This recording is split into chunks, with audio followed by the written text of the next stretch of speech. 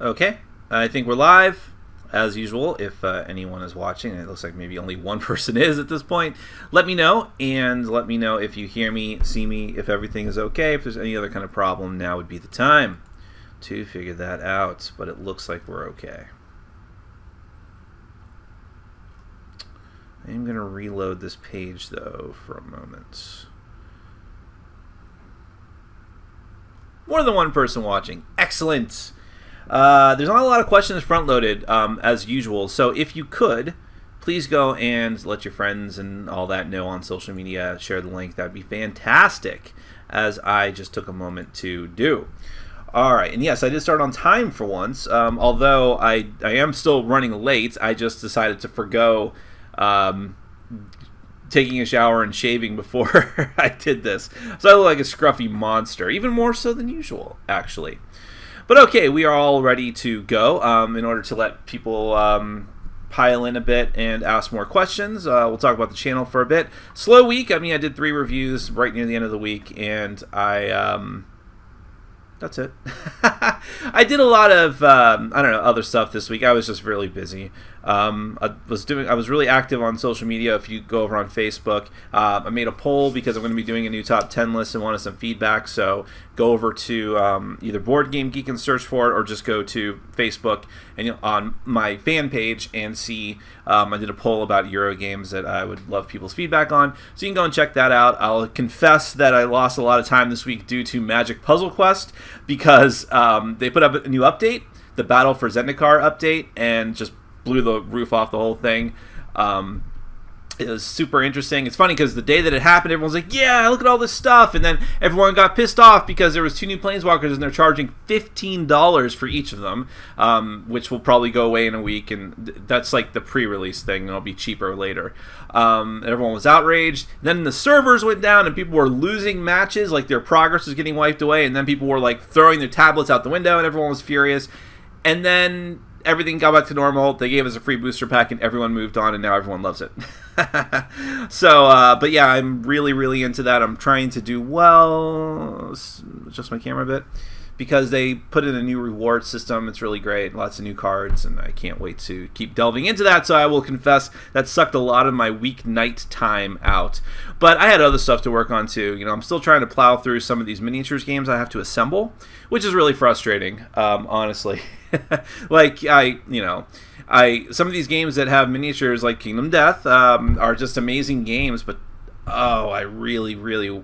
As someone not being a hobby miniaturist, if you are, by the way, I have actually admiration for you. I would not bash that particular segment of the hobby or anything like that. However, as someone who is not that, I really wish these games let me just get to playing the game. Like I played Kingdom Death a lot. I would have so many more hours of playing Kingdom Death if I didn't have to assemble all these expansions. Yeah, it's just one of those things. Really, really a pain in the butt. Also, like those 2 Warhammer games, I've just been trying to get them assembled. I can't play those even though I really want to, so that holds up reviews too, so it kind of sucks. But in any case, that's enough whining. I mean, the good stuff was I did 3 reviews this weekend, and we do a Q&A, and then tomorrow you'll see I am going to do a top 10 Euro games list. I am going to do reviews for, should I say, 2 very hot games. Should I say no? Oh, who cares? I'll say it. Millennium Blades and Quadropolis. You will see those reviews very, very soon. Hopefully tomorrow. I'm not going to make a commitment to that, but hopefully so. I would like them to be up tomorrow. We'll put it that way. Other things would be like Merc's Recon is in the near future. Dingo's Dreams.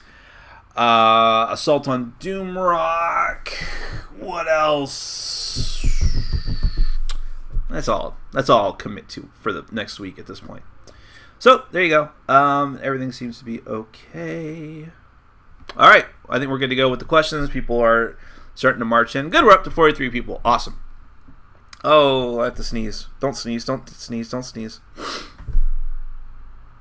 Well, that's clearing up. I watched an episode of Banshee this morning. That was amazing. I love Banshee. Banshee's in its last season. Banshee is not for the faint of heart. I love it, though.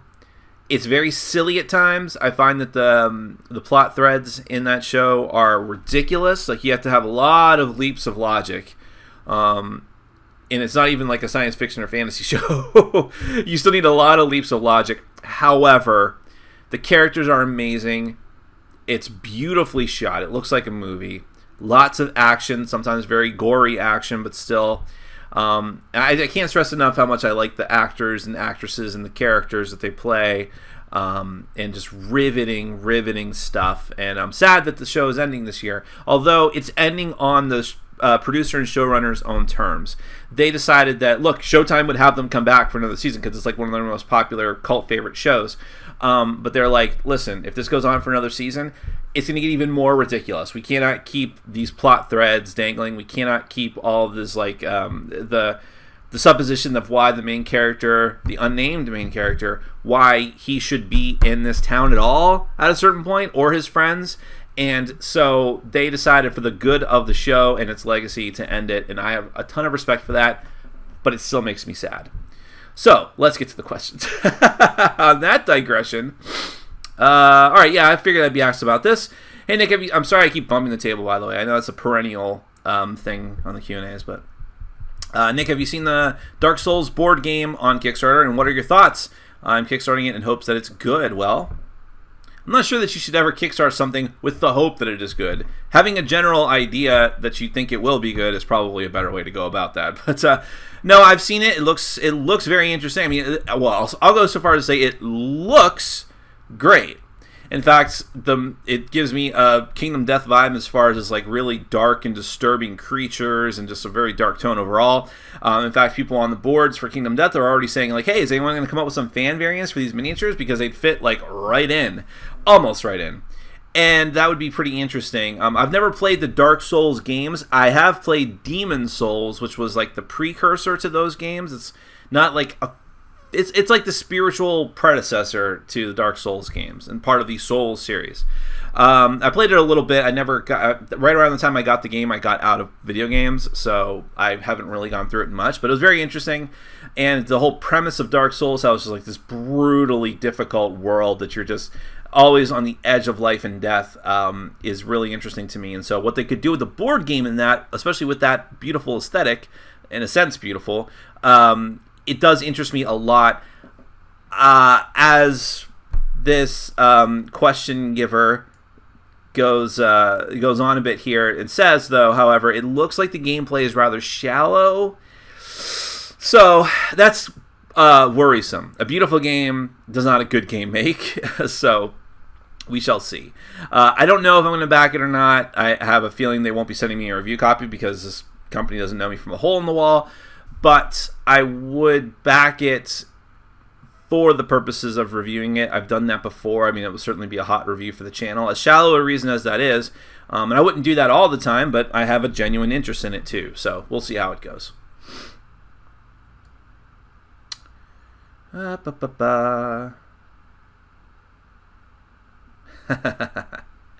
Nick, something went wrong with last week's Q&A. The political rant section was totally missing and was replaced by something called Magic Puzzle Quest. Get used to it! No, please don't get used to it.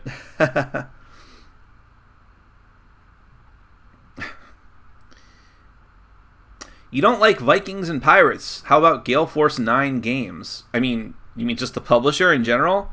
Or because Gale Force 9 has done like Viking-themed games? I think they have, right? Well, actually, haven't they done a game based on those two shows, Vikings and like Black Sails or something? Or they're going to? But you know what's funny? I'm not sure that I've actually played a Gale Force 9 game. I didn't play Firefly. I didn't play Spartacus, although I played WizKid's version of that, the X-Men. What the hell is the name of that? X-Men Danger Room something? I can't remember for some reason. X-Men Mutant Revolution, yes. Which was just a retheming of Spartacus that they let WizKids licensed out from Gale Force 9, and it was fine. It was I didn't keep it. Watch my review. But I've never played any of them. But although I will say that I have respect for Gale Force 9, they seem to, for people who do love their games, or at least just like them, say that, oh, these are actually good adaptations of popular series and things, which is still the minority of board games at this point. You know, Fantasy Flight does it right, for the most part. Who's another good adapter of things? I mean, WizKids does an okay job in general. So yeah, I have a respect for any company that can put out games like they did a Sons of Anarchy one as well. So I'm interested, but I just haven't had the chance to do it. Firefly also I've heard is polarizing. Some people really love it. Some people do not love it, to say the least. If you could pick any president from a TV show or movie to be our real president, who would it be? The president from 24's first couple seasons before he got murdered. Spoiler alert. This was a pretty good president. I never watched The West Wing. I don't care.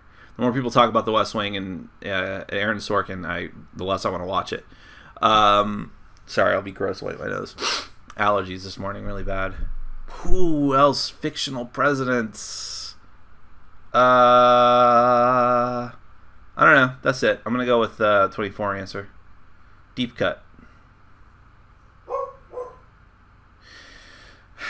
All right, well, someone asked me about talking about the games that are for coming out for tabletop, which I did post about on Facebook last night. And it's funny, someone earlier in the day yesterday said, oh, it seems like you only post negative things here. I guess that's what some of your audience likes, but I won't be viewing any more regards. Which I guess is true. I don't know. See, the thing is, I don't feel the need to post overwhelmingly positive stuff all the time unless it's like really exciting stuff, like, oh, look at this Dark Souls board game. But like, I don't know, sometimes the negative stuff is the most interesting because it means that there's a topic to be discussed. That's not necessarily clear cut, but I don't know, maybe you feel differently. But anyways, I was talking about tabletop, and I was talking about the fact that they put out a list of all the games they're going to do for their next season, and there's some legit ones on there that I really I don't watch the show, so I'm not going to watch it, even if it's excuse me, I have to sneeze.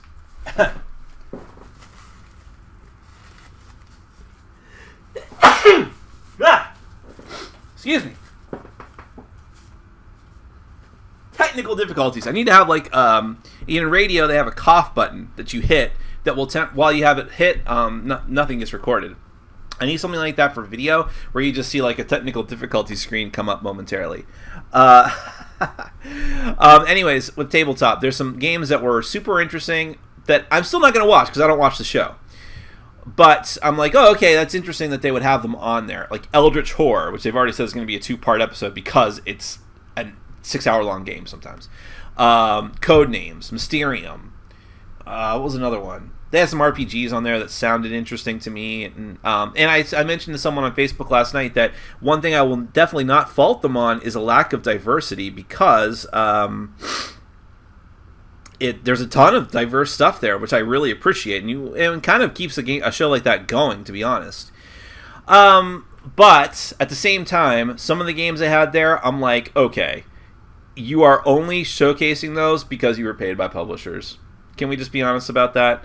And the reason I say that is not just because I see conspiracies everywhere. I know I've kind of made it my thing to talk about the negative impact of the relationships publishers have with the media and board gaming. However, this is pretty clear cut. So for Tabletop Day, I'm not sure if you guys know how this goes. I think this was pretty much an open secret last year, in that it was confirmed, but no one was really talking about it that much. The Geek and Sundry, who runs the whole tabletop thing on behalf of Will Wheaton, or I don't know what their relationship is. I don't know if Will Wheaton owns Geek and Sundry or the other way around, whatever. But they charge the retailers who take part in Tabletop Day and get all their promos exorbitant amounts of money. A lot of money. Like, so much so that a lot of small mom-and-pop friendly local game stores don't do it because it's too expensive for them. Okay, Cool Stuff can do it all day long because they're cool stuff, that type of thing. And that money goes directly to Geek and Sundry. And in fact, the promos that you get during that day, and maybe they changed it this year, I don't know, but the promos you get on that day from the publishers are actually donated. It's not as if Geek and Sundry has to pay them. No, okay? It's the other way around. The publishers pay Geek and Sundry to have those, or I don't know if it's just donation or pay or both, to have their promos disseminated out at those retail stores, okay? So we already know there's some sort of weird thing going on there, right? So then when you see Tabletop come out with a new season. And by the way, again, I don't have a dog in this race. I don't care about that show. If you enjoy it, good for you. I know a lot of people were introduced to the hobby through that show. I'm not begrudging you that. But when you see that list and you see, okay, Codenames Elder Sword, that makes sense. And then you see Harbor from Tasty Minstrel, that game that just lit the gaming world on fire, and Star Trek 5-Year Mission, which I'm going to say this in all honesty and sincerity, one of the worst games of last year. And I played a lot of games last year. It was utter garbage, okay? And Pasted On doesn't even begin to describe that game as far as the theme. And I understand, by the way, why Tabletop would want to review a Star Trek game, but that one, have they ever done Fleet Captains on that show? That would be a better game to do. So, okay. And then just a lot of other questionable ones there, too, that I'm like, really? Like, Steam Park? Which is a fine game, but why? So, lots of weird choices there, lots of very suspicious choices. I feel like that show is kind of, I don't know how to describe it. There's no sincerity in that show. From the very little bit of it I've watched, there's no sincerity. It's just, hey, I like board games, we need a show. Let's do this. So, that's my take on it. If you enjoy it, though, more power to you. I can understand why some people would like it.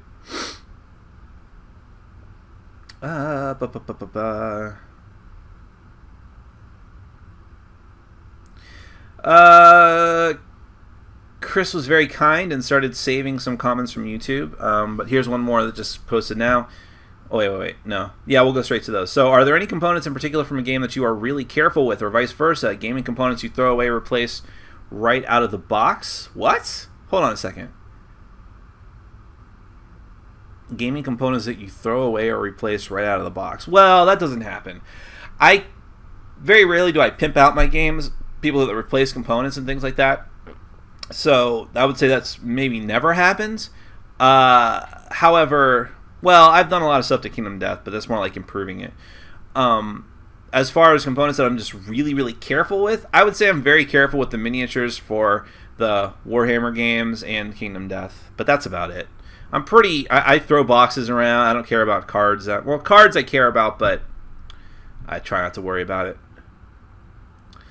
Another rescued question. Nick, what is the best way to start the DC Comics deck building game, and is it worth it? Whether it's worth it or not is entirely up to you. Do you like deck building games? Do you like light deck building games? Do you like Ascension, but perhaps Ascension is just a little too, what's the word? Just a shade too complicated for how random it is. In other words, you put a lot of effort into a game that is ultimately random, but you still like the premise of it. Then the DC Comics deck building game may be right for you. If you don't care about the theme that much, if you like DC Comics characters being depicted on cards but not really having a strong thematic tie-in to the game, then it might be for you. But you have to decide that for yourself or watch reviews. As far as how you get in, what's the best way to get into it?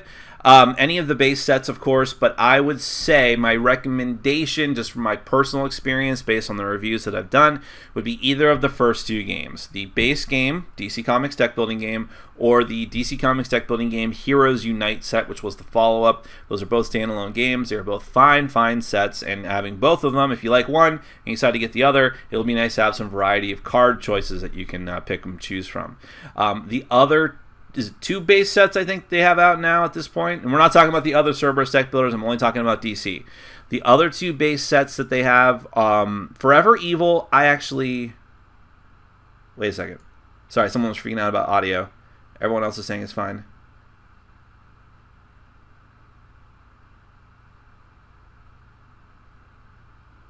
Okay. I guess audio is fine. Sorry. The other two base sets that they have, which is Forever Evil and Heroes Unite. Forever Evil and Teen Titans. Forever Evil I like. Other people have bashed it a bit. I think it's quite good. It's different, though, and I wouldn't necessarily start with it. It's basically just about destroying cards a lot, which is a tough way to play. And there's a lot more attacks, of course. The Teen Titans set, I did not like that much. It's fine, but there's a lot of weird abilities, things very, very circumstantial, and I felt that they kind of wasted the opportunity. Alright. But yeah, I'll start with one of the first two sets. Excuse me, I don't know why my allergies are acting up so much today. Nick, I love the segment you did with Rado. Any interest in Nemo's War? Second edition. Yes, I backed it on Kickstarter, so we'll find out about that personally, and I'll review it. I just got Machikoro Deluxe. Would you recommend playing without Harbor for my first game of it? No, I'd recommend throwing it right in because... so I cooled on Machikoro very significantly to the point where it's out of my collection because I just felt like, oh, it's interesting, but it's so the same, dull. And very, very random. However, a lot of people like that. I think I might be in the minority of people who haven't stuck with it. But the thing about it is, if you're going to play it at all, you do need the expansion. Or play the base game with expansion rules of mixing together all the cards. So I would recommend Harbor right off the bat, if you have it. What celebrities or games would you rather see on tabletop so that you would watch it? I don't think it's necessarily that, by the way. I don't mind if it was just Will Wheaton with a bunch of his friends who have... I mean, his friends happen to be C and D list celebrities, so okay. But if he just had friends that were just like people, men and women from his group that had nothing to do with entertainment industry, I still think the show would potentially be fine. Because it's not that, it's the fact that it's so scripted, it's so cut up and chopped up, and at least the couple of episodes that I attempted to watch, I didn't finish either of them, there's just no personality to it like I would want. That's my big problem. And then of course, people have legit arguments that I didn't notice that, because I didn't watch it enough, people have legit arguments that the rules are all wrong. So if you're watching a game that you really enjoy and you see them massacring it, why would you not be bothered by that? So I don't know that but if I wanted to see celebrities on it, get some like legit A-list celebrities, that'd be kind of amazing. Would you grow out your beard again? You looked even more hot and manly. Well, thank you very much. You're sweet, but I didn't like my beard. It's more of a pain in the ass to keep it shaved down. I just happened to not shave today yet, but I felt like I looked too much of a wreck with my beard. But I understand, I don't mean to insult your opinion on that. A lot of people did like it, so. Have you seen Fargo yet? If so, what are your thoughts? I think it's one of the best shows on TV. Yes! Fargo's amazing. Both seasons of that show. I would argue perhaps the first season is I liked it a little bit better, but we're talking a couple of degrees. They're both amazing seasons of television. Fantastic show. I recommend it to everybody. That's another show that's character driven. So great. Every actor, every actress that's in the show is. And by the way, if you haven't watched the show, it's like an anthology, so like every season is a little bit different actresses and actors and stuff. I mean, I presume it's going to be that way from here on out too. And it has very tenuous links to the movie Fargo, other than the location. But that's not the point. It's the same tone. It's the same sort of ethical premises and how people react to situations. I mean, that whole thing of how things spiral out of control, the whole like fiasco type of movie. So I love it. It's so great. Yep, I can't wait to watch the next season. I heard it's kind of delayed though, which is sad. Excuse me for a moment.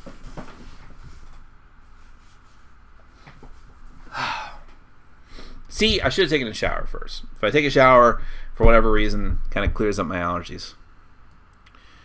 Too much information, I know. Are you going to boycott, that's a strong word, the Ghost in the Shell movie due to the whitewashing of the character played by Scarlett Johansson?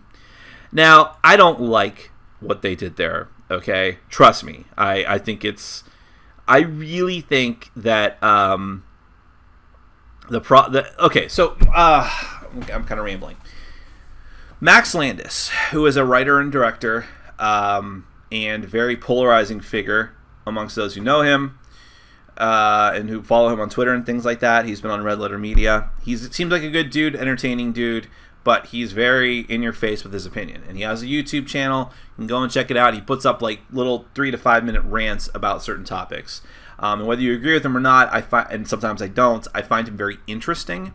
And he posted a rant about this. And he brought up the point that was like, oh, well, here's the deal. If you're upset that these particular filmmakers are doing this, and that Scarlett Johansson is complicit in doing this, and making the character of, was it Kusaragi, Modoko, whatever it is, from Ghost in the Shell, the main character, whitewashing her, literally using special effects to make her look more Asian. That's at least a theory. I don't know if that's been confirmed or not. And just the general idea that you would cast her in the role of someone who's supposed to be Asian. If you're upset about that, you're really getting upset about the wrong thing. Or it's kind of like, and this is my personal analogy, you're getting upset about a lamp that's on fire, but the rest of the house is on fire too. Like, oh, that lamp. Meanwhile, the rafters are coming down on you. And what do I mean by that? And what Max Landis' point is that all of Hollywood has this mentality. Their mentality is they need to get people in those seats. They need to make money with this movie. That is their one and only primary concern. And yes, Hollywood does have some ethics, and you see people who are very ethical and, go out of their way to make statements. I mean, you see that with the new thing with the North Carolina law and all of that, and that's fantastic. But at the end of the day, their business is to make money, and they need to put an A-list actor in that movie. And guess what? There's not as many A-list actors as there used to be, actors and actresses. And so their thought was not like, oh, well, we need to be authentic to the character. Let's find the best Asian actress that we can. No, their thought was, we need to make money with this movie. Let's find the best actress that we can that's going to put butts in seats. And while that's wrong ethically, and while it's not something I'm happy about, or I think a lot of people aren't happy about, that is the main problem. It's widespread. It's endemic of what's going on in Hollywood.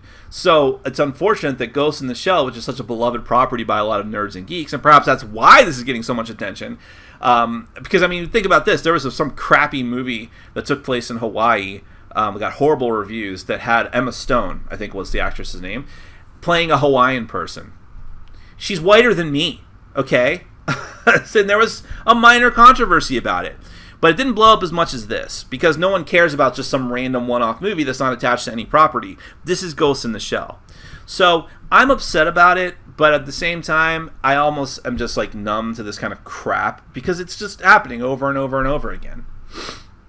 And I like Scarlett Johansson. That's the sad part about it, is that I like Scarlett Johansson, and I think that she is one of the more respectable people coming out of Hollywood in her, in her personal life. I mean, you don't see a lot of really shitty things written about her, because she's a good person, it seems like Emma Watson. So I hate that a lot of babies are being thrown out with the bathwater with this. Ghost in the Shell, Scarlett Johansson, all just a bad mix of things. They should have just taken the premise of the movie and re-themed it to the United States. People would have been outraged about that, the geeks and the nerds, but there wouldn't have been an ethical leg for them to stand on. It would have just been nerd rage. I don't know.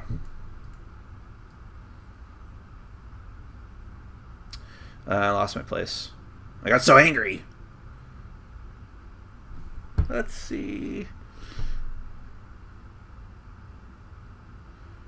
I did totally lose my place, didn't I?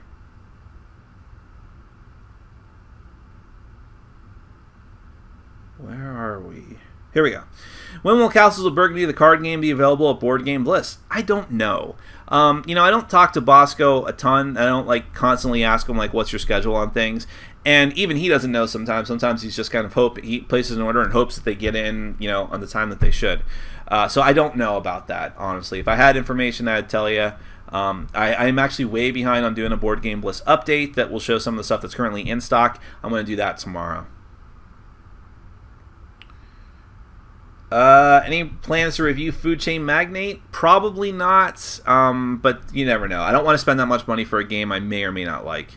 Related question, what's your favorite burger chain? I'm not that into burgers, but there's a place down here called Sky Burger that I really enjoy. I think it's a chain, but I'm not sure if it's regional or not. Wait, no. Is this Sky Burger? No, not Sky Burger. Wayback Burger. That's what it is. Wayback Burger. Terrible fries, though. Hey Nick, at what lantern year do your settlements usually die out? I am holding like a mini Kingdom Death Monster contest of sorts between a group of friends. Longest surviving colony gets a copy of Kingdom Death Monster. I kid. Well, that's actually interesting. If you actually are doing a contest for something else, you should just do it for like the lamest prize ever, just like an empty box. Like, what's in the box? No, at what lantern year do your settlements usually die out? It's completely random. That's what some people don't like about the game.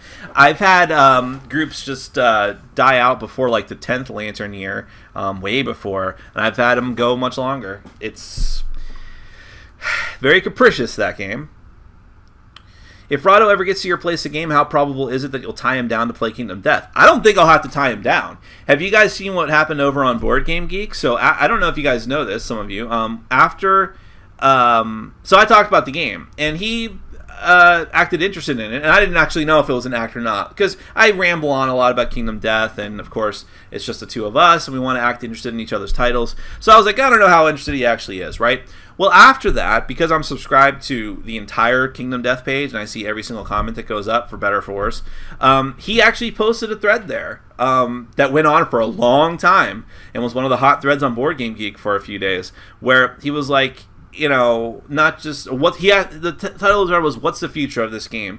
and he posited the hope and the case for having a downgraded version of the game released that's much cheaper. Okay, because I don't care whether you're Rado or just a regular normal gamer without a YouTube channel, $400 is a lot of money. Okay, I've said this over and over again. As much as I talk up Kingdom Death Monster, it's an absurd amount of money, so I understand his position on that. But that did spark off an incredibly long, sometimes contentious debate and discussion about whether or not it's Adam Poots, the designer and publisher, should release another version, whether he could economically, whether it's a right thing to do, whether it's the wrong thing to do. Does it devalue the copies that everyone else already has? Does it hurt his artistic integrity? Would he do it for artistic reasons or not do it because of artistic reasons? Very interesting thing, and Rado got into it and dug into it and sort of bandied about with some people on that thread before finally bowing out, because he was in enemy territory.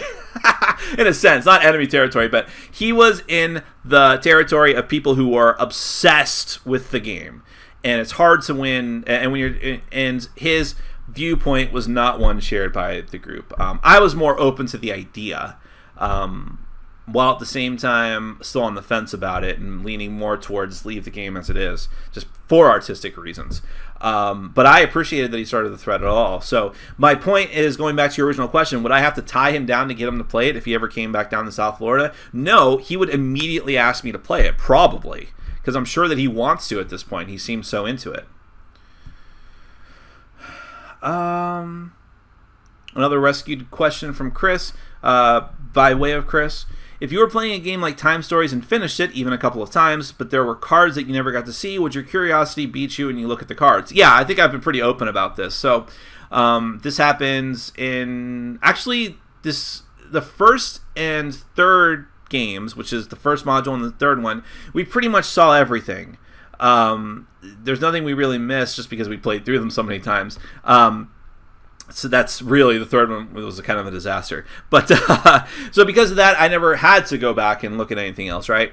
The second game, however, we actually got really lucky and got through on our second run by pure randomness. If you've played the second scenario, you know why it might just be random, why you can succeed at that game. And I knew that we missed a lot of stuff. So I actually came back and played it solo, which is really awkward with that game, just to see the other paths. I didn't just want to flip through the deck, but I actually played it solo just to go through the other paths and see what would happen. But I played the game legit from the rules as best I could, but it really is a minimum of 2 players for that game. But as far as just seeing the other stuff, I thought it worked fine, and it was very interesting. Yeah, I don't know. I don't really... I know people could make the case that, nope. If you don't see it when you make a legit run through the game, then you don't see it. It's gone from you forever. But I don't think that's a little extreme for me. Would you vote for Bernie Sanders? Is there any other Bernie that's popular right now? If he runs as a third-party candidate in the general election. And Florida is a swing state, right? I think so. Answer unclear. Check again later. why do I say that? And I don't want to get too deep into the weeds here of politics. I know some people hate that, and with good reason. I don't know if it's... okay. I think Hillary Clinton is fine, okay? I think that a lot of the charges against her are overblown. I don't think she's this horrible monster that even people on our side are starting to paint her as, right? Other progressives. However, I am an uber progressive person. I really am, in a lot of ways that we don't need to go into the details about. I'm the kind of progressive that conservatives have nightmares about. I just totally am. Just throw that out there. So, to vote for Hillary, who is really, really close to the right, okay? She's like a hawk on foreign policy. I mean, there was a big article about that, I think, in the Times. To vote for her would really be going against a lot of my ethical concerns. And, I mean, look, frankly, I like Obama, but, I mean, some of the things he's done with like, drone strikes that he's authorized, I mean, no good. And so, however, I understand that if you are on our side... I'm not going to make this into a conservative bashing thing, but if you are on our side, then of course the option of allowing, through inaction or direct action, one of those two guys to get into office could be nauseating. And so I don't know what I'm going to do yet. But I am really resistant to just fall in line to Hillary, especially considering... In my opinion, as people like to talk about the Bernie bros and how annoying we are and all that, Hillary supporters are vile. No, I mean, not in general, but many of them are, okay? Even if you are just a decent Hillary supporter, even you have probably seen the way some of your brethren, sisters, and brothers have acted. And it's not good. And so my pride is telling me not to just fall into lockstep. But, all right, that's enough of that.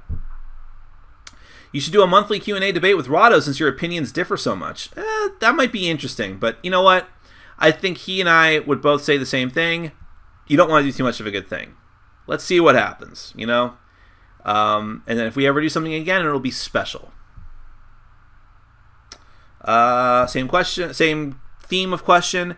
Were you surprised by how well you clicked with Richard Ham? Sorry, I'm going to test something real quick. Okay, cool. Were you surprised by how well you clicked with Richard Ham? Rado. No. Because, again, so there's people in the board gaming world I have legitimate differences with. And there's people I really don't like for a variety of reasons. And I would get together with those people, and I know that we'd be at each other's throats because I know exactly what they're all about. Rado I always liked, but we had a stupid internet thing. And so a lot of people took that as being like, oh, we're arch enemies and nemesis and all that. But the fact of the matter is, as he has said and as I have said, there's much more that we have in common than apart. We're both very opinionated. We're both very passionate about the opinions that we have. And we like a lot of similar games. Some games we have no interest in that the other person likes. As you saw, we had two completely different lists for the solo games list. But we both made interesting cases for those games and got the other people interested. So I think there's much more that unites us and divides us, if you want to use that dramatic of a phrase.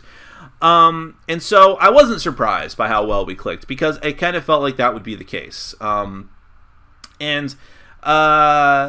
yeah, I think that it was a good experience overall for both of us, and we'll see what happens in the future.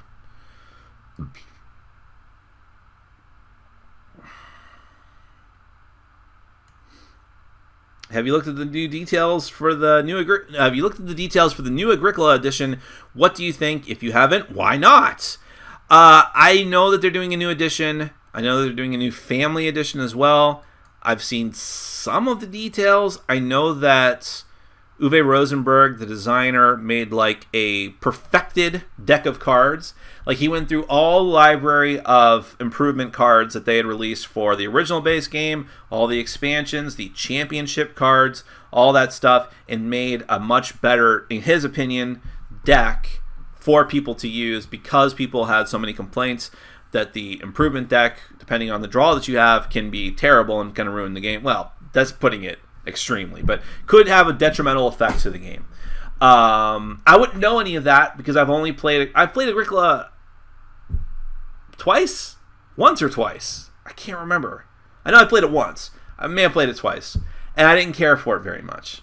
And so that's the only detail I know because I'm not willing to look for more details. I don't really care. But having said that, maybe I will try the new edition because it's a new edition. And if it is improved, if I feel, plus I have some more Eurogame experience under my belt at this point, perhaps I would appreciate it more. That has certainly happened before.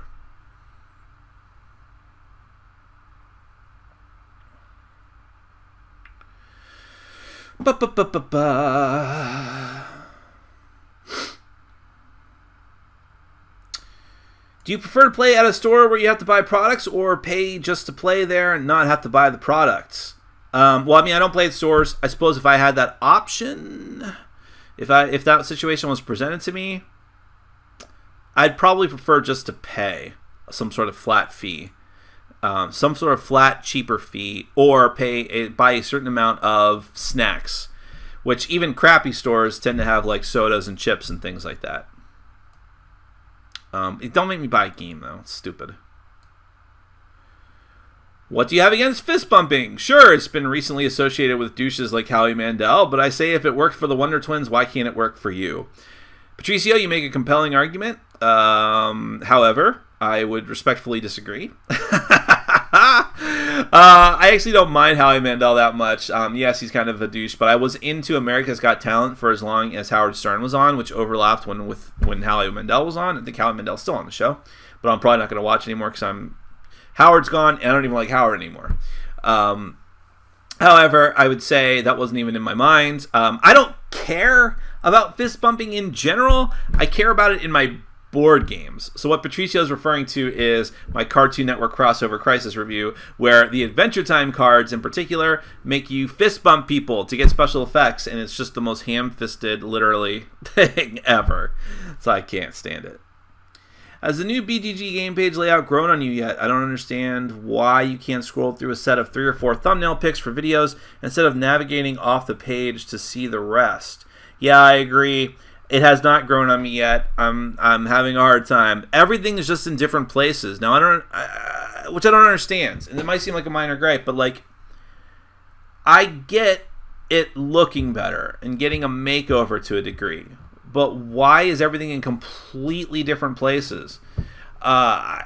Why do I'm looking like, how do I rate a game? Where I used to rate the games here, now I can't rate them here. Like, oh, it's all the way at the top instead of at the bottom, and that kind of stuff. And like the comments are in weird things. Now, if I want the comments in a certain position, what? So now this will come with time.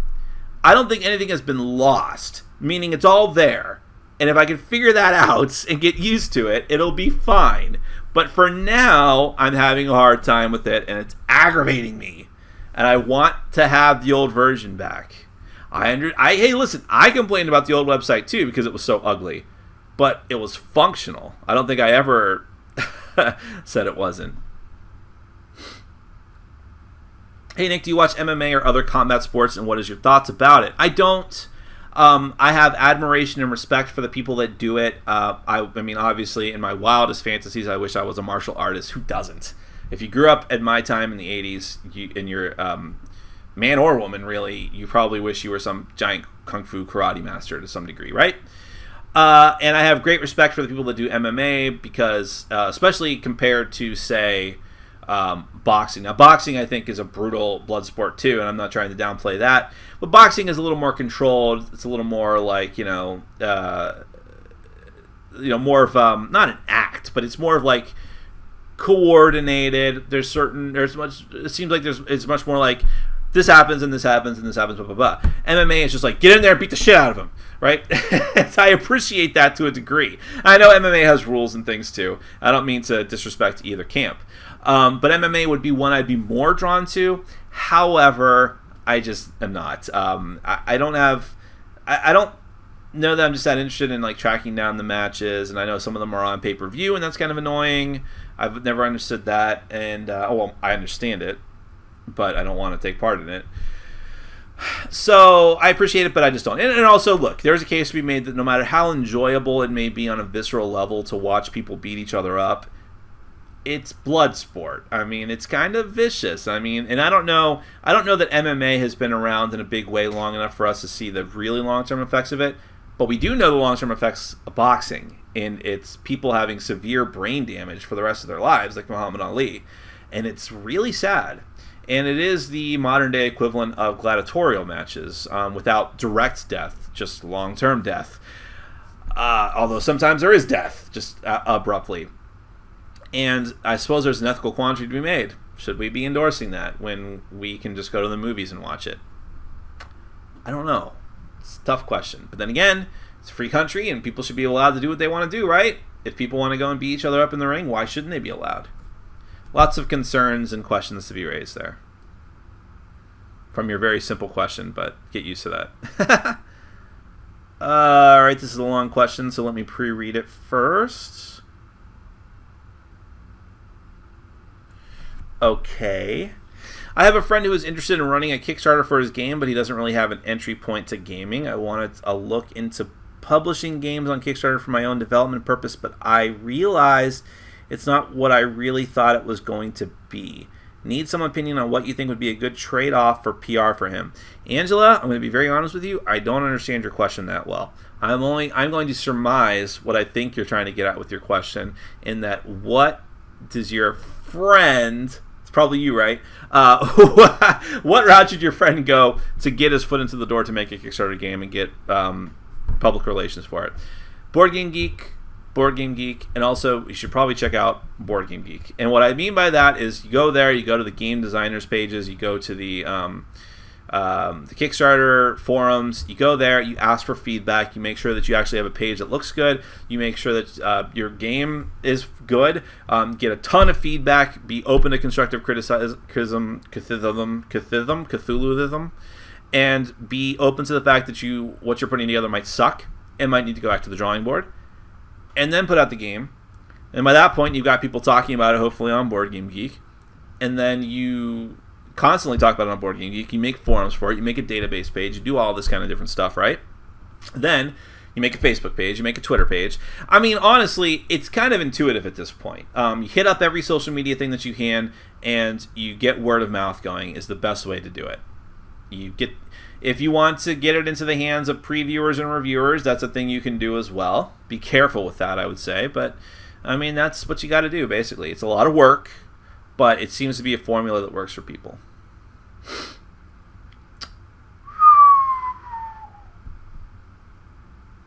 Do you think the following scenario is possible, probable, or highly unlikely? 3D printers become ubiquitous among gamers, and companies begin selling kits whereby you can make the game at home. It's definitely possible. I mean, well, it's possible because we've seen it happen. I mean, 3D printers, they're still expensive, but you can buy one for home, and people swap kits and things and files to make them. So that happens, for sure. That's possible. Is it probable that your scenario is going to happen, however, to where it's going to be such a common thing that people are going to be doing it all the time?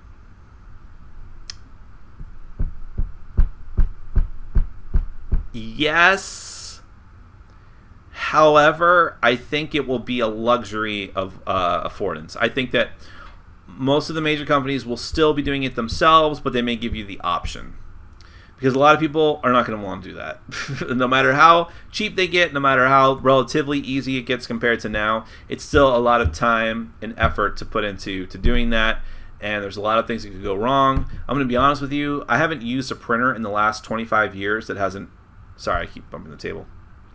I haven't used a printer, a normal printer, that just spits out paper in the last 25 years that has worked consistently well. They usually always crap out, no matter how high quality they are.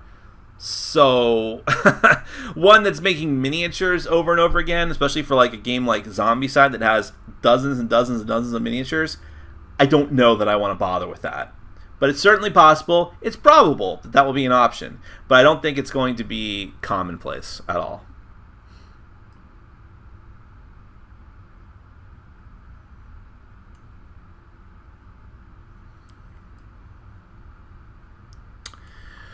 Well, that's interesting. I'm doing a paper on Freedom, the Underground Railroad. Everyone just forgives the theme because it's so quote-unquote educational, his quotes. A prominent fellow reviewer said, you're the abolitionist, so it's fine. Doesn't matter that this game is really good and historically accurate. What's to stop someone from making an educational board game called Escape from Auschwitz? Nothing. Nothing is stopping anyone from making any game. What's stopping them from making the game successful is that a lot of people are not going to buy that game or are going to be outraged by it and offended by it, and it's just not going to happen or have the effect that the designer may have wanted, or maybe will have the desired effect of just, courting controversy, as we see time and time again. So there's nothing stopping that from happening. But I think your point is that, well, I don't know. I don't want to put words in your mouth. But I believe your point may be that just because Freedom the Underground Railroad, if you guys aren't aware about this, by the way, I mean, it is what the title says. It's a game about being abolitionists trying to help slaves escape from the South to the North through the Underground Railroad. And it's a Euro game. It's a Euro cooperative game. You're literally pushing cubes around and there's slavers that move around the board. It's all done with cubes and cylinders, so it's very weird and abstract looking. It's a fine game. I gave it a good review. I didn't keep it though, just because I thought the actual gameplay theme aside was kind of dull at a certain point. But it's very difficult as well. But it's fine. And I've always hesitated to call the game any game educational that's like that, unless it's explicitly for the purposes of education, right? Like a leapfrog game. Because it's still a game, right? But I think my point in my core review is that it's a good topic to bring up. I love that people are discussing it. I don't think that any theme should necessarily be off limits. You just need to be prepared for the repercussions if you do something extremely obnoxious. And by the way, a game called Escape from Auschwitz, that sounds very provocative, and that the title alone sounds exploitative, right? But you could easily make a case that you can make a game about freeing people from the Holocaust camps. And while that might be dreadful territory to step into, it depends on how it's handled. And I'm not saying I want that game to be made, but I'm saying that I think there's a danger in being too sensitive about these types of things. There are clearly cases where people are going to step over the line, okay? It's going to happen. But that doesn't mean that should negate us even attempting to deal with provocative themes and use them in interesting ways. So I'm in the camp of not caring that Freedom the Underground Railroad did that. And I'm in the camp of, let's have more interesting themes. Let's have themes that spur discussion. The fact that we're talking about this now, I think, is a positive thing.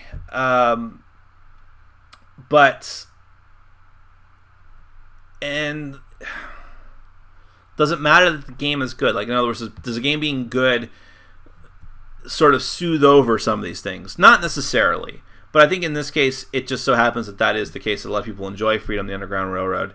I don't know. I don't think the slippery slope argument holds weight here, is what I'm saying.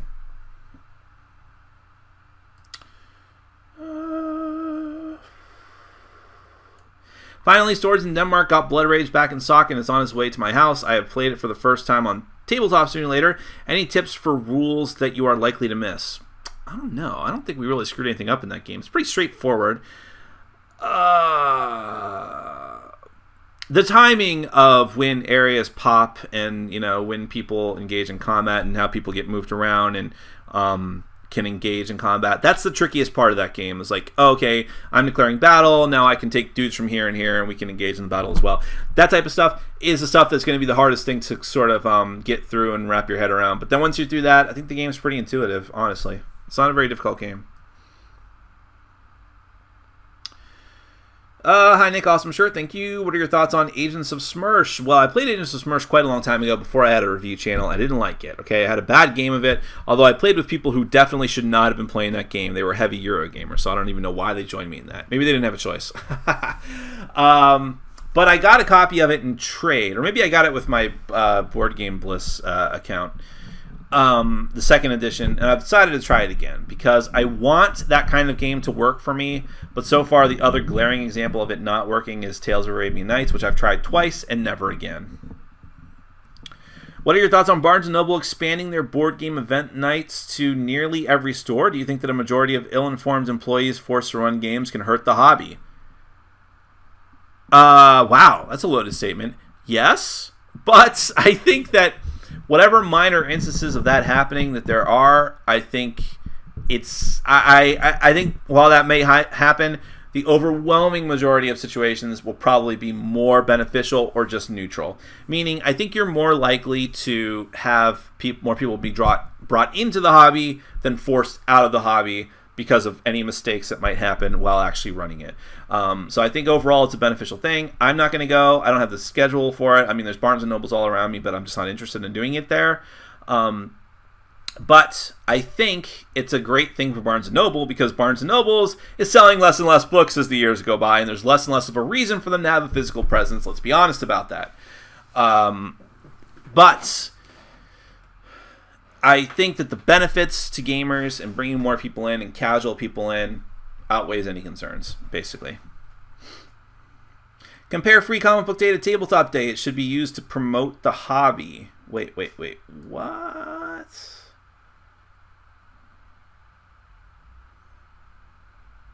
Well, I'm not really sure the premise of your statement. So, do you think that Free Comic Book Day does promote comic books much more than Tabletop Day promotes games?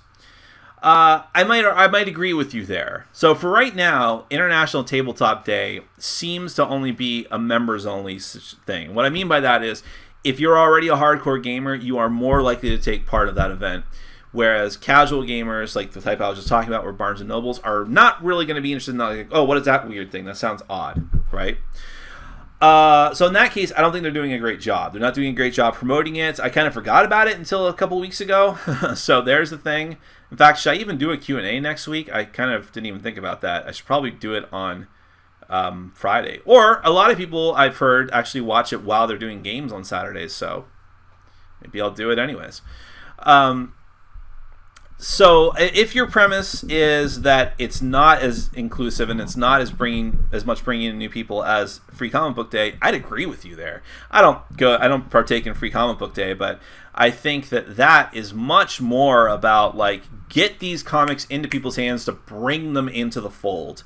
Whereas Tabletop Day is let's celebrate ourselves and Geek and Sundry, which I don't really care to do. So I would agree with you if that's your premise. I don't know. Nick, have you tried the Zombicide Wolfsburg expansion? I wrote earlier in one of your Q&As that I thought it was too easy. The expansion is hard and extremely fun. I don't have that, by the way. Did that get shipped? I think I need to bother the guy I traded for it, honestly. Would you ever get a live playthrough with you and your friends drunk playing Cards Against Humanity? Well, you can see that for sure. One of my live gaming marathons before I stopped doing them, we played Cards Against Humanity at like 3 or 4 a.m. So we may not have been drunk, but we were definitely punch drunk. What would you like to see in a superhero miniatures game that hasn't already been done?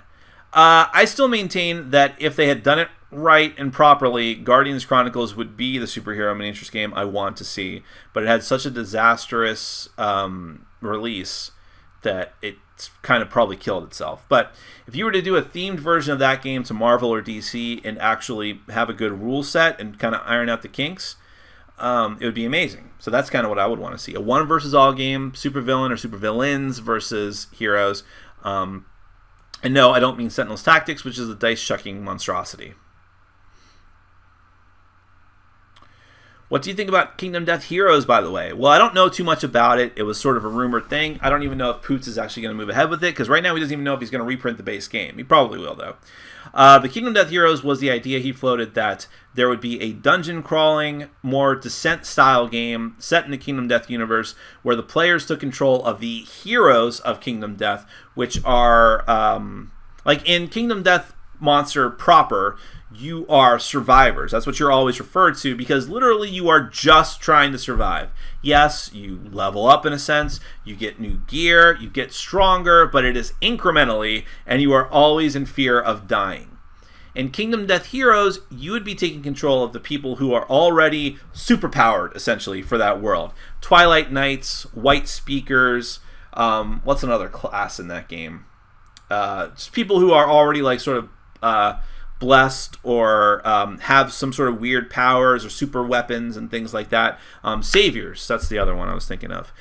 You are already one of these people with extreme amounts of power, much more so than a normal survivor, and now you go out and fight even larger threats, and you sort of mow through things. Like a white lion would just be like a standard like minion enemy to these people, which I think is very interesting. And if it's handled properly, it could be really, really great.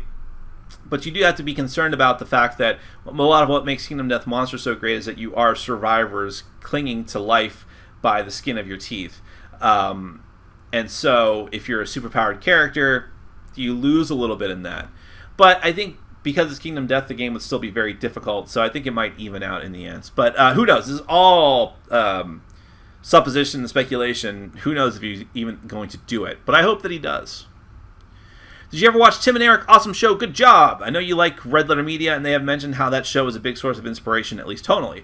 Well, it's interesting that you mentioned that because there's a hidden Red Letter Media Half in the Bag episode that they don't put in their playlist for some reason, but you can find it if you look for it, where Tim Heidecker actually guest appeared on the show, which is very funny.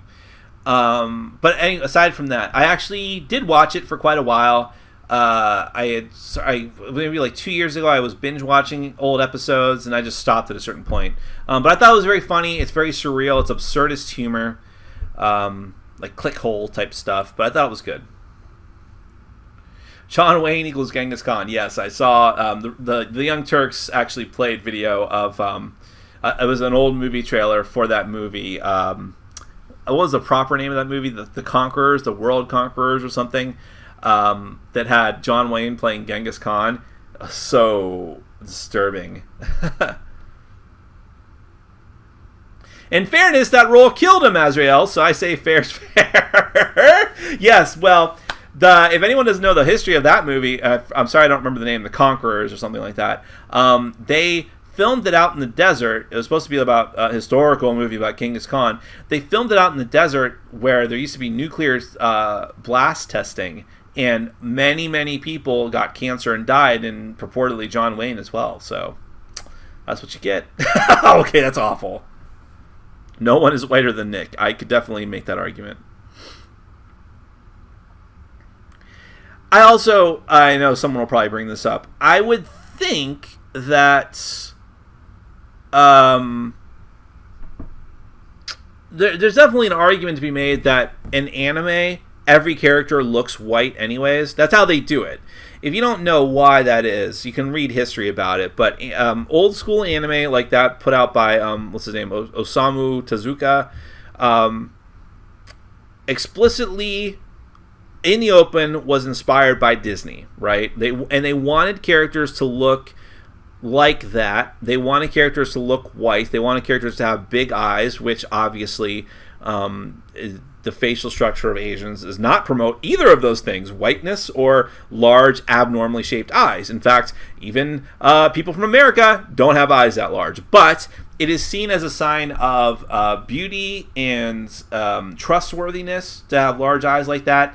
And I don't know if Japanese people are like self-hating or whatever it is, but in their anime they want to promote white people and people who look white, which is a weird thing. Although I think at this point it's just the way it's always been done, and people don't give a second thought to it. But you can make the argument that, well, the character in the show looks white, so why isn't Scarlett Johansson? Why is that a problem? She's white.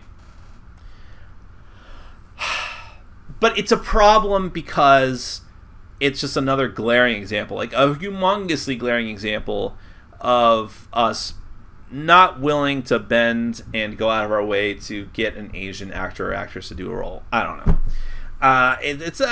Listen, I'm not saying the movie's going to be awful. I'll probably still watch it, which means maybe I'm part of the problem, but you can't make excuses like that. I don't know.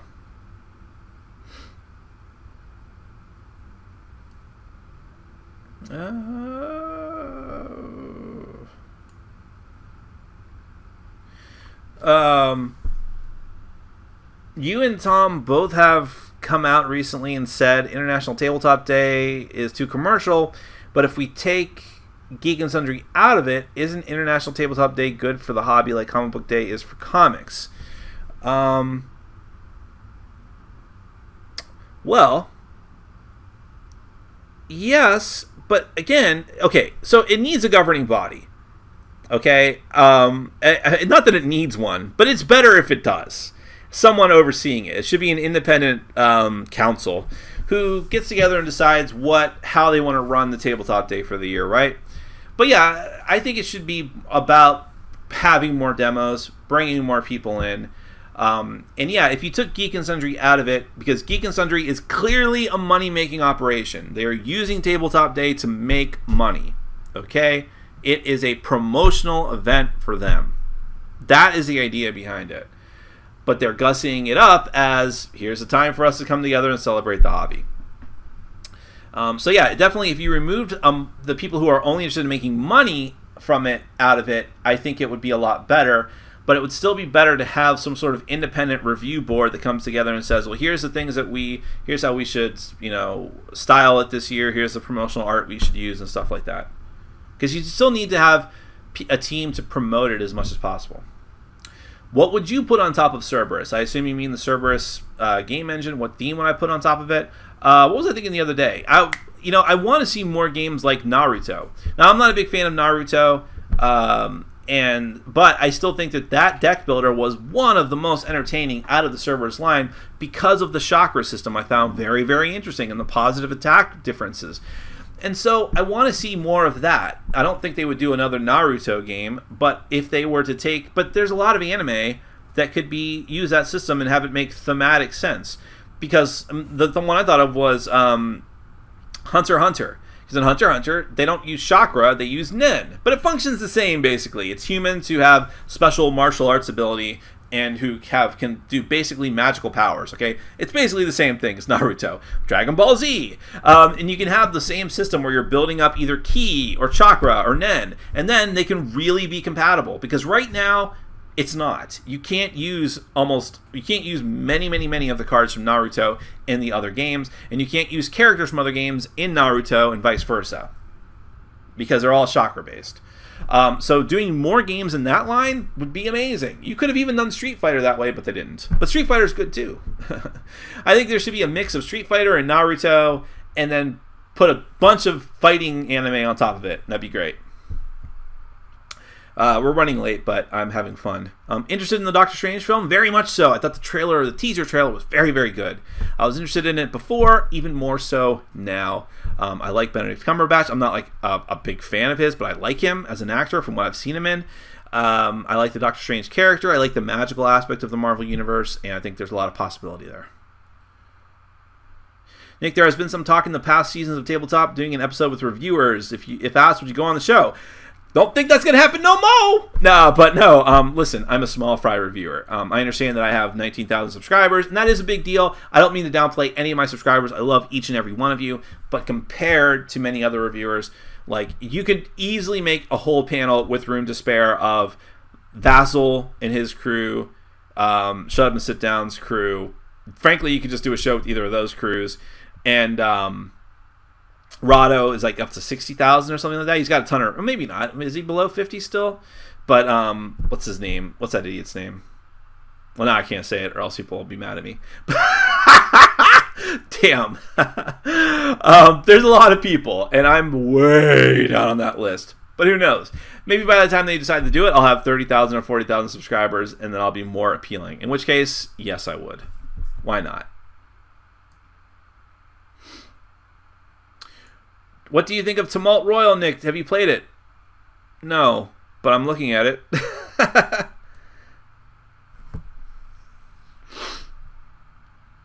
I am less progressive than you, but I find Clinton unpalatable. Often she acts like a bulwark against the left, not a conservative member of the left. That's a true point. Someone brought up the other day, can you imagine what it would be like if we actually had someone in either the executive branch or the legislative branch who was actively working all the time as a leader of the Progressive Party instead of just appeasing us? That would be amazing.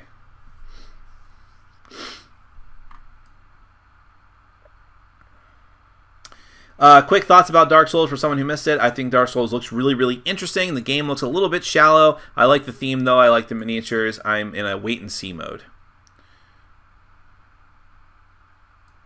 Nick, how can you hate on Gen Con without ever having gone to it? Go and meet your fans. I will buy you dinner. Ryan, thank you very much. You're a gentleman and a scholar, and I'm sure you are a fine judge of wine, women, and song. I would love to meet my fans, and I've always said, I think I've said it before on the record, that if I were to go to one of these big mega conventions, that would be the reason, alongside getting some new games for the purposes of review for the fans. You guys are the reasons I do pretty much everything I do on this channel, and I would love to meet all of you. Financially, it's a tough thing for me. I still, for now, it's like, okay, do I spend a couple $1,000s on a trip to Gen Con or get the camera and lighting equipment I need to make the channel look better?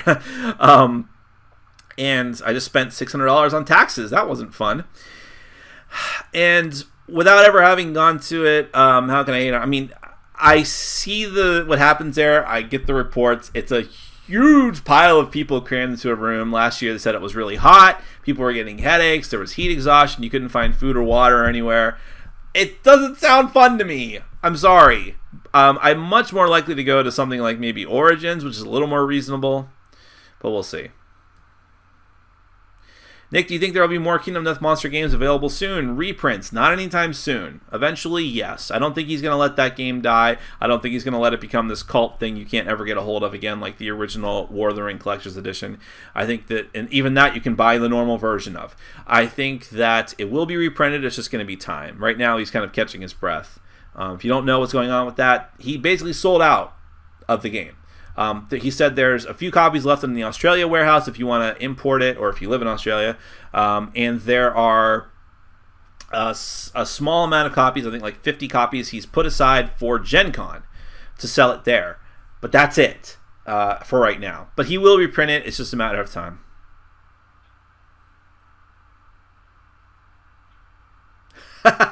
Nick, you don't like Howard Stern, Gen Con, Tabletop Day, Tabletop Show, the new BGG look. Anything you do like? I like my dog. I like my dog and my fans. And Banshee. And Bernie Sanders. There's a lot of stuff I like. Come on. I don't know about World War I or II games. You're asking the wrong guy. I haven't played Wings of Glory. Oh, you're responding to that guy's question.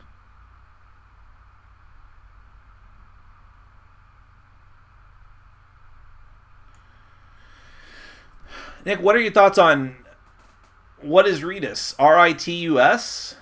I don't know what that is. Is that actually the name of it?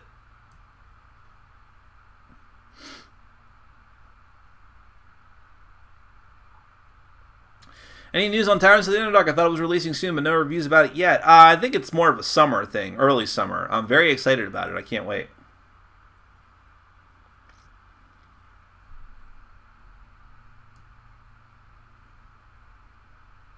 Oh, wow. Okay, I didn't understand your question at all. Back to that question about someone wanting to start a game on Kickstarter and get PR. Basically, what I'm asking is, what do you think is a reasonable pay amount for what I'm helping out with, since knowledge-wise it doesn't... I don't know. That's a tough question. I don't know. You kind of have to decide that for yourself. I mean, have you had comparable jobs before? What would you charge for that? Look at what people pay for marketing and things like that. Like, so for instance, at my job, well, I don't know if I should say that. Well, I don't know that it matters either. No one even knows where I work. But if someone wanted to get marketing and consulting done, we'd probably charge like $75 to $100 an hour. But we're a professional firm. I don't know. It's a tough one. So many questions.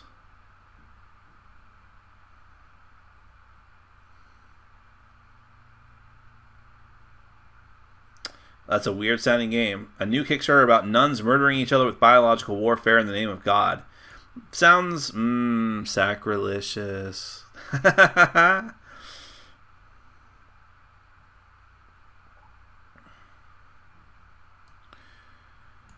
I was also upset about how there are so many promos for Quadropolis. It sounds like the monuments make for very interesting twists. I don't even know about that, so I'm not worried about it until I decide whether I like the game or not, which I will firmly put into place tonight, I hope. I'm hoping to do back-to-back plays of Quadropolis. We'll see.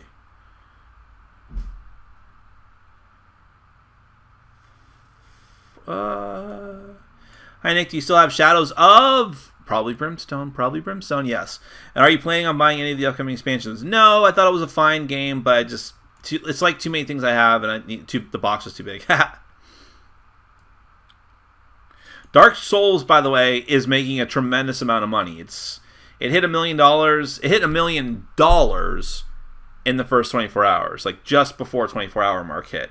And then it hit €1 million very soon after that. Can the next Adam Sandler Netflix movie be filmed in a nuclear fallout location, please? I would sign a petition on change.org for that, for sure.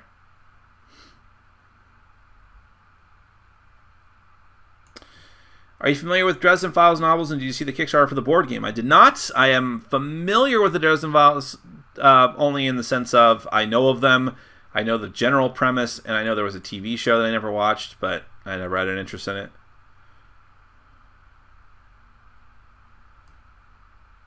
Did they do One Piece as a deck builder yet? No, that would be a really good one. Oh, that'd be great.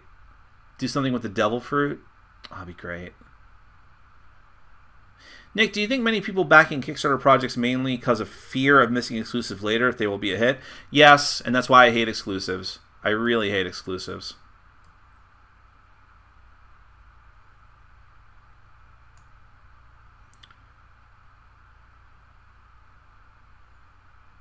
My group is very difficult with board games. They don't like heavy games or even long games like Relic, but they liked Munchkin because it's very interactive. What other games do you recommend for us? Someone recommended Smash Up. I don't like Smash Up, but I know a lot of people do, so that's a good one. Not too long.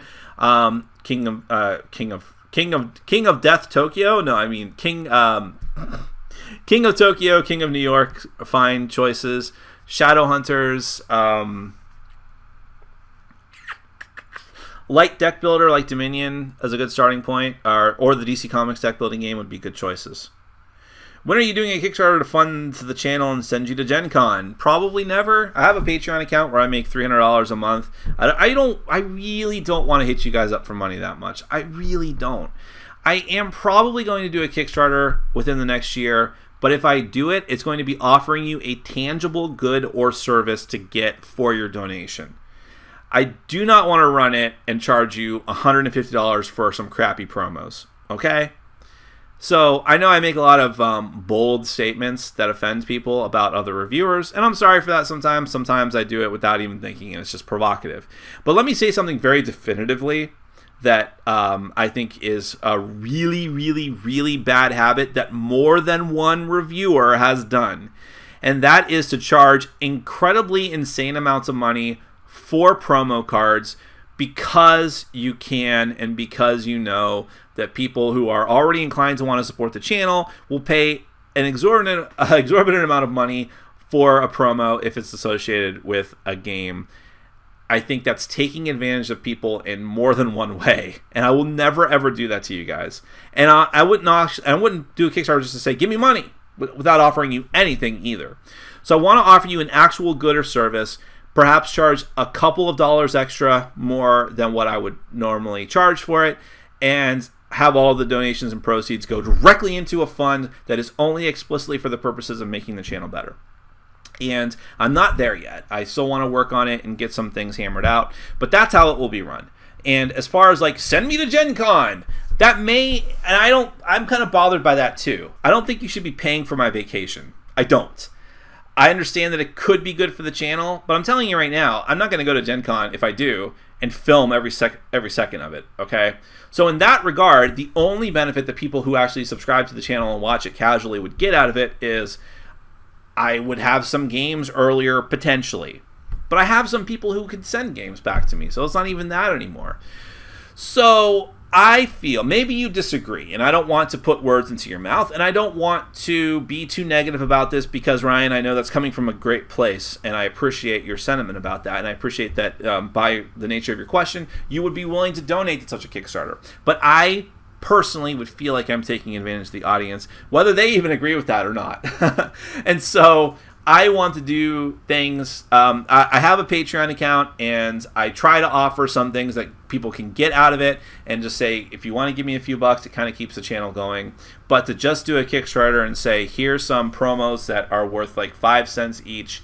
Can you give me $150 and also get some promos you're not interested in and a batch together with them? Not going to do that. And because of that, it's going to take me time to get together a product that I think is worth your time and money. And hopefully that will be beneficial for everyone. You guys will get something that you want. The channel will be helped by that, and it will bring more attention to the channel as well. The best of all worlds.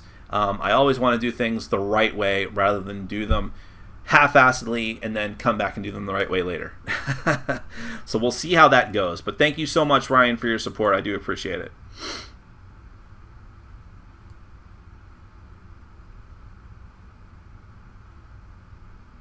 Oh, there's so many questions. I really do need to end it though, guys. I'm really sorry. I was looking to see if there's anything that needs to be addressed like right away. No, I think we're mostly caught up.